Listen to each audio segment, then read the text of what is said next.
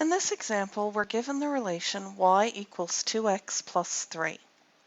We're asked to determine if this relation is a function and why. So we're going to take our relation and we're going to substitute in x equals 4. 4 is just a number I picked randomly. Let's plug that into the equation and see what happens. So I'm substituting 4 in for the letter x. 2 times 4 is 8. And 8 plus 3 is 11. So when x is 4, y is equal to 11. We can write that as an ordered pair if we want. And basically we have one value in the range for the value in the domain. So this is a function.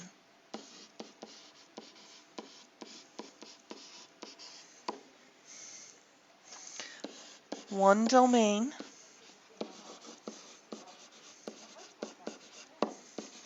matched one range.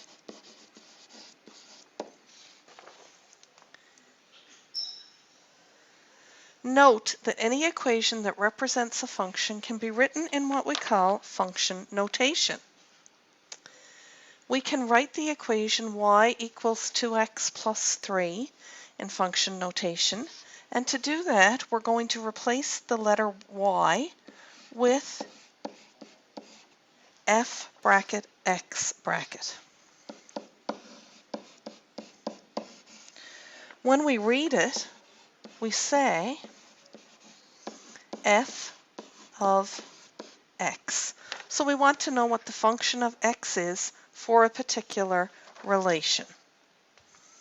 In function notation, f of x is most commonly used. However, any letter can be used. For example, g of x, h of x, or k of x. Basically, f of x is just another way of representing the dependent variable or range. It's another way to represent the y value. The letter inside the brackets is the independent variable or the domain.